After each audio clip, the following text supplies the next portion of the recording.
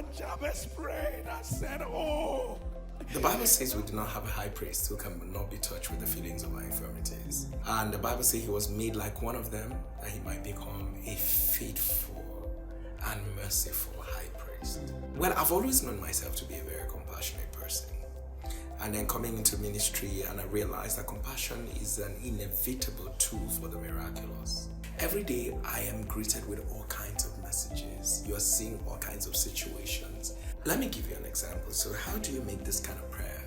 And you see a woman who lost her husband, tried to remarry, loses the second one, and after everything tries to get married a third time, loses the third husband. What sense? How do you stand to pray for someone who's had a first child is autistic, second one is autistic, third one is autistic, and the fourth one is autistic? Now these are the ones you know. Yes. These are the kind of people wake up in the morning and they discover they can't work. Wow. How do you sincerely, except you're a professional, but if you are in touch with their pain, right? And if you're in touch with the way the people are feeling, you know, there are days I wish I can't feel that way, really. There are days when you're done and you come back home and you even cry 4 times, or maybe. People are struggling. People are going through a lot. It's a burden to do this. I want to see a world where the devil will not boast over people's life. I want to see that nobody is held down under the oppression of the enemy.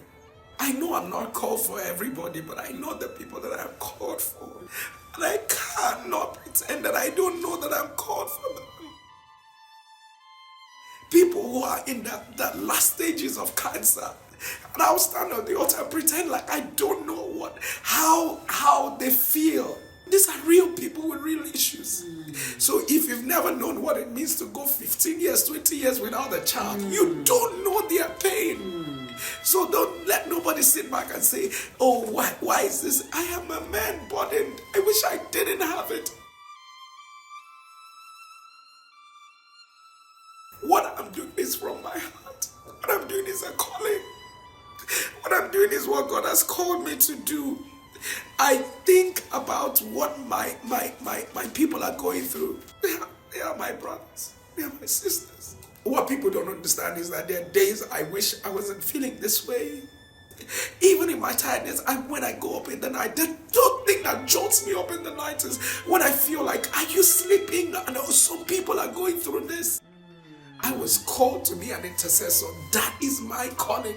My joy is to find myself, even if I die in my assignment. In fact, how I want to die is dying doing what God has called me to do. It would never be said that anything that came in contact with me did not experience God. They will experience God. I mean this, I'll keep pushing. If God does not answer someone today, He will answer them tomorrow.